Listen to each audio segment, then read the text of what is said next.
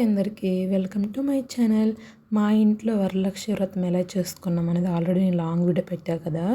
అయితే ప్రసాదాలు ఎలా చేయాలి, వ్రతం ఎలా చేసుకునేది కూడా నేను లాంగ్ వీడియో పెట్టాను. ఎవరికైనా చూడకపోతే చూడండి ఖచ్చితంగా.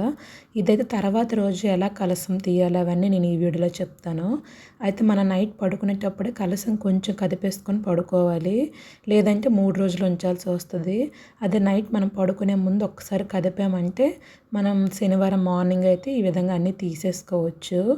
మర్చిపోకుండా అదొక్కటి మాత్రం ఖచ్చితంగా చేయాలి. పూజ అయ్యాక అయినా కదపొచ్చు, లేదా ఈవినింగ్ మనం పడుకునే ముందైనా కదపొచ్చు. నేనైతే ఎక్కువగా పడుకునే ముందు ఒక్కసారి కదిపేసి పడుకుంటా.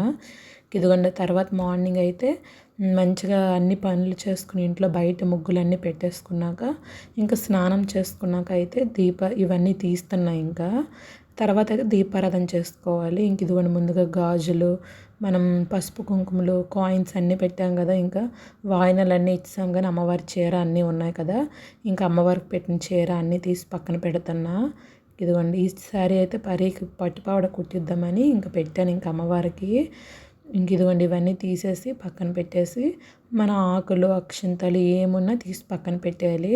అయితే మనం పూజలో పెట్టుకుంటాం కదా, ముందుగా వినాయక పూజ చేసుకుంటాం, తర్వాత గౌరీదేవికి కూడా మనం రెడీ చేస్తాం కదా ఆ పసుపు ముద్ద, అది కూడా మనం తీసి పక్కన పెట్టుకొని తర్వాత మన తాళి ఉంటుంది కదా పసుపుది, దానికి రాసుకోవచ్చు. అది అయితే లేదా గంగలైనా కలిపేయవచ్చు.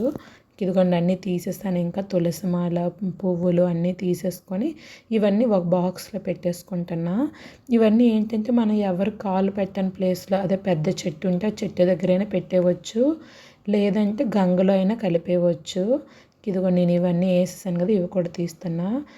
ఇది చూసారు కదా, ఇదైతే నేను తిరుమలలో తీసుకున్నా, నాకు చాలా ఇష్టం అదైతే. ఇదిగోండి అన్నీ తీసేసాను, ఇంకా అలంకరణ మొత్తం తీసేసా. ఈసారి అయితే కాసు కొంచెం డిఫరెంట్గా తీసుకున్నా, ఇంకా చైన్కి కూడా పెట్టుకుందామని. ఇదిగోండి కాసు కూడా తీసేసి పక్కన పెట్టేశాను.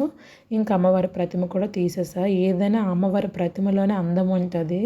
ఎక్కువగా వెండివి కట్టి పెడుతూ ఉంటారు, నాకెందుకు ఈ పసుపుది ఇలా ఉంటే నాకు అమ్మవారు చాలా ఇష్టం అసలు. ఇదిగోండి చక్కగా కొబ్బరికాయ కూడా తీసేసాను. కలసం నాకు నిలబడడానికైతే నేను బియ్యం వేసుకున్నా. ఇంకా బియ్యంలో వస్త్రాలు ఉన్నాయి కదా, అవి కూడా తీసేసుకొని ఇవన్నీ పక్కన పెట్టేశాను. ఇదిగోండి ఇవన్నీ తీసేసి పక్కన పెట్టేసి దీని మీద మనం బియ్యం వేసాం కదా, అవి కూడా కలసంలో వేసుకుంటున్నా. ఇవన్నీ కూడా మనం తర్వాత కావాలంటే పొంగల్ చేసుకోవచ్చు, లేదంటే మనం దేనికైనా యూజ్ చేసుకోవచ్చు. నాన్ వెజ్ కాకుండా దేనికైనా యూజ్ చేసుకోవచ్చు. మేమైతే పొంగల్ చేద్దామని ఇంక తీసి పక్కన పెట్టేసాము. కొబ్బరికాయ కూడా మనం ఏదైనా నైవేద్యంలో యూజ్ చేసుకోవచ్చు. ఇదిగోండి ఇది కూడా తీసి పక్కన పెట్టేశాను. ఇంకా పీట ఇవన్నీ తీసేసి దాని మీద ఉండే అక్షింతలు అన్నీ తీసేసి పక్కన పెట్టేసి ఒక పొడి క్లాత్ తీసుకుని మొత్తం క్లాత్ తుడిచేసుకోవాలి. అక్షింతలు కదా చీపుతో తుడలేము, అందులోనూ కాళ్ళు కూడా తగులుతాయి ఏదైనా అనేసి ముందుగా నేను చిమ్మేస్తున్నా మొత్తం కూడా. ఇంక ఈ క్లాత్ మొత్తం తుడిచేసి దగ్గర అయ్యాక మొత్తం ఎత్తేసాను. ఇంకా ఇవన్నీ కూడా గంగలాగా వేయచ్చు, లేదంటే ఎవరు మట్టని ప్లేస్లో అయితే వేసుకోవచ్చు మొక్క దగ్గర అయితే. ఇంక ఇదిగోండి ఇవన్నీ ఎత్తేసి పక్కన పెట్టేసి ఇవన్నీ కూడా ఇంకా టేబుల్ మీద పెట్టేసి నేనైతే ఇల్లు చిమ్మేసుకొని తుడిచేసుకున్నా. ఇదిగోండి ఇవన్నీ నాకు వాయినాలకు వచ్చాయి అన్నమాట, బ్లౌజులు అయితే నిన్నైతే. ఇదిగోండి ఇవన్నీ రెడీ చేసి ఇంక పక్కన పెట్టేసి తర్వాత ఇల్లు చిమ్మి తుడిచి అప్పుడు దీపారాధన మళ్ళీ చేసుకున్నాము. ఇదిగోండి చక్కగా దీపారాధన కూడా చేసేసుకున్నాము. మీరు ఎలా చేసుకున్నది కూడా కామెంట్ చేయండి. ఇంకేమైనా డౌట్స్ ఉంటే ఖచ్చితంగా కామెంట్ చేయండి, నేను చెప్పడానికి ట్రై చేస్తాను ఖచ్చితంగా. ఇదిగోండి మొత్తం దీపారాధన అయితే చేసేసుకున్నా. చక్కగా అయ్యింది ఇయర్ అయితే నా పూజ అయితే చాలా చక్కగా అయ్యింది. ప్రతి ఇయర్ బాగానే జరుగుద్ది, ఇయర్ కూడా చాలా మంచిగా జరిగింది పూజ అయితే. మీరు కూడా మంచిగా ఆరోగ్యంగా ఉండాలని నేను మనస్ఫూర్తిగా కోరుకుంటున్నా. ఛానల్ అయితే సబ్స్క్రైబ్ చేసుకోండి. ఇలాంటి మంచి మంచి వీడియోస్తో మీ ముందుకు వచ్చేస్తా. Thank you for watching.